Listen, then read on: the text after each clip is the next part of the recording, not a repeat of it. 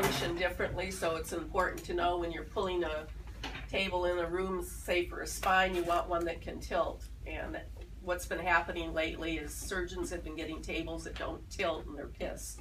So the oldest OSI table we have is now set up as a fracture table, so the spine people won't accidentally get this one, because the oldest OSI tables don't tilt. And they have a white hand control. We have 2 of them. The other one is back in the storage area. And then the newest model is this one, of which we have 2. It tilts both ways.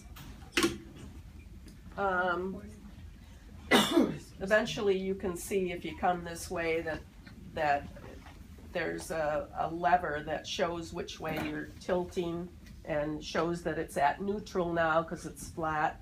And when you right tilt it, it'll go towards the right. When you left tilt it, it'll go to the left. So this is what you want to give Dr. Prodham and Dr. Burnham especially. Those are the 2 that complain the most if they don't have tilting spine tables. Now, sort of in the middle of the old and the new is this one, and it only tilts one way. And you can tell by looking here that we're at neutral now, and it'll only go right. So the handpiece is confusing because it says right and left. Left actually means back to neutral. It'll only turn right. Oops. Watch that. And then left lateral is actually just back to neutral. I won't go any further. So if all else fails and your other 2 spine tables are in other spine rooms, I guess this is the next option, although it'll only tilt one way. So if you can just be careful when you're doing Prodham and Burnham cases, to give them the table that tilts both ways. Like I said, we have 2. The other one's in the back. We have 1 that just goes one way, and then we have 2 old ones that don't tilt at all, and those are the ones that I like to save for ortho, one with the white hand pieces, because we use the flat tops for tibial and distal femur fractures and that sort of thing. We don't need the tilt factor there. So if you could just sort of remember that, that'd be great. Next. I guess it's my turn. Yeah. I'm just going to talk a little bit about some positioning devices and what we can do to help protect our patients on the Jackson frame. So this is the OSI table base. We have the flat frame. We also have, this is the Jackson frame. So when the doctor wants the Jackson, this is what they are referring to. Most of you know, patient will go to sleep on the gurney, and then we will flip them prone onto here. It's very important to remember, nurses, that the surgeon always has to be present for the flip. Generally, we can position ourselves in other cases when they're prone or something, but when they're supine, but when they have to go prone, surgeon has to be present for the flip. This is an orthopedic foam headrest. Most doctors will use this, and it sits in this little base here. Some doctors, like Dr. Holtz, will use the prone view. Which doctor? Holt. Shell Holt. Yes, he likes these. I don't remember who else prefers these, but I know for sure Dr. Holt does. All the Stanford guys, so all the Stanford guys like that. Okay. And this is just going to fit right in here. And then, can you hand me that right there? This little foam piece is what fits inside the prone shell. And then the doctor's just going to hold the head and just put it down here. Now these are found inside the ortho equipment room, as these are also found inside the ortho equipment room. Now with the Jackson frame, this is the Jackson kit. The nursing assistant should know how to dress the bed. Okay, everything you need is in here. The covers for the hip and the thigh posts, cover for the chest support, and also it will come with one of these, and the armrests, the arm protectors.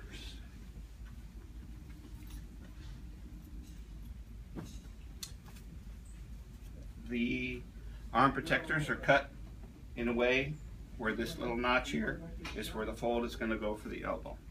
Okay, so if you put this one here, it's not going to work right, and some doctors will not be happy about that. So always pay attention to the way these are cut.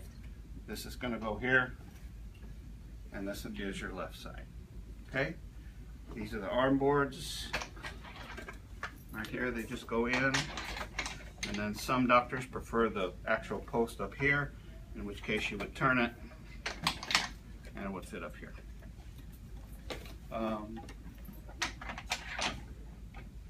Pillows, we use pillows to help protect, usually a pillow here at the hip, pillows down here.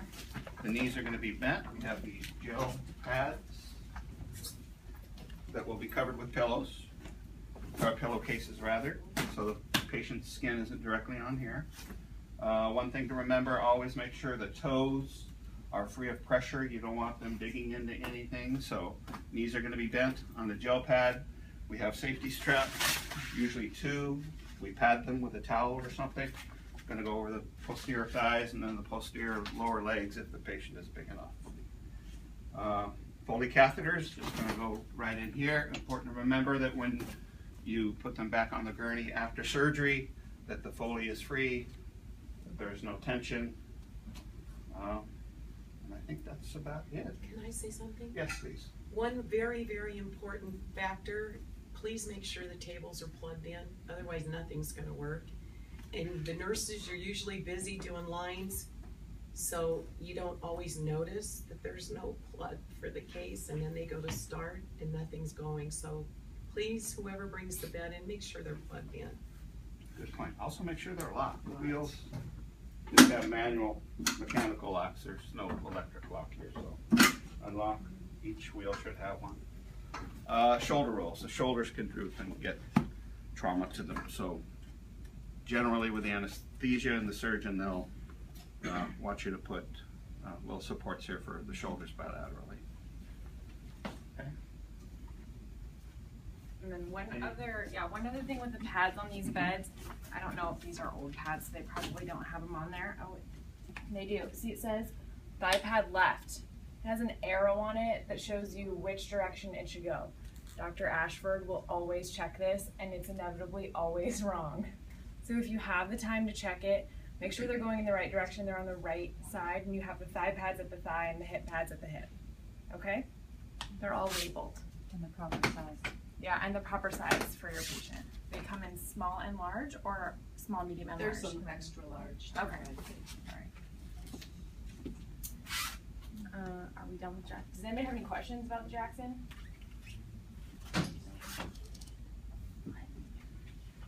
I'm supposed to do the Wilson, so I'll take these pads off and we'll Just put them. one extra note, we do have a pediatric chest pad since we started getting Shriners patients. Gail, I think, is keeping it in her office right now, but there is a smaller chest pad for small scoliosis patients.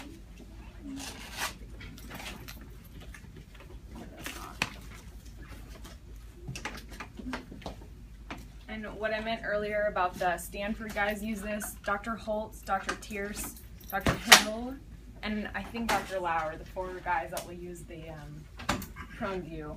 You guys, Headrest. some doctors, like the OptiGuard eye protectors, those are kept behind room 10 in the eye section. They're like the Batman eye goggles. Okay, so the only difference with the Wilson frame, this is the Wilson frame, Mixitl Mountains, Mount Wilson, if you can remember that, between the Wilson and the Jackson. There should be a Velcro strap that is not on this one, but that will go around here and lock it to the table, but you can just use the regular black Velcro straps and wind it around. You'll have the dressings. There's sleeves that just go over this part here, and then there's a black foam piece. I didn't grab the kit, but anyway, there's a black foam piece that will go here. That's disposable for every patient, so make sure when you're changing the bed that black foam piece comes off. Always make sure you have a crank. So these pieces just come out like that to make the bed, and then they go back in. But if this is cranked up really high, it's hard to get these pieces out. Okay, so here's your crank. This one was made for Dr. Prodden. It's like fused together right here. Normally they're shorter than this. There is a lock on this side of the bed that this will fit into, and you just turn it, and it basically just shortens this up. I don't think there's one on this side, right? It's always on.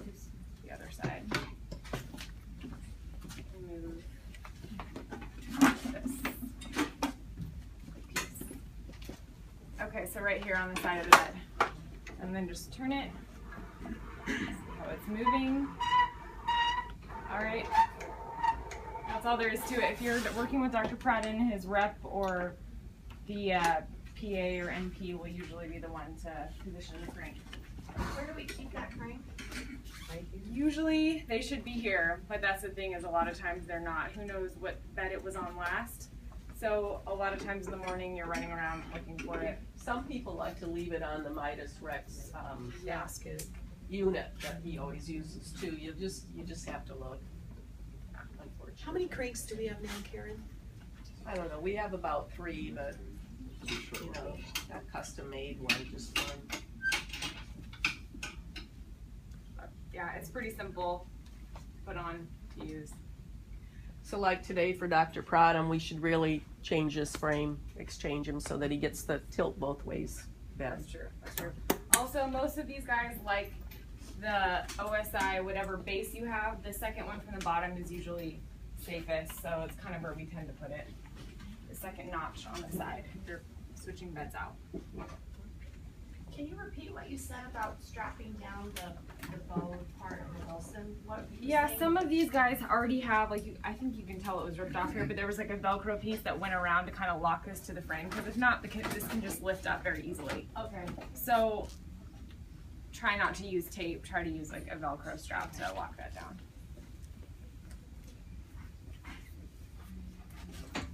We are supposed to be getting a replacement base for the oldest one that we have. We actually have 2 old ones, but that is in the budget for this year. So we'll be exchanging an old base out for a new base, and hopefully we'll have 3 tilt both ways when that happens. So,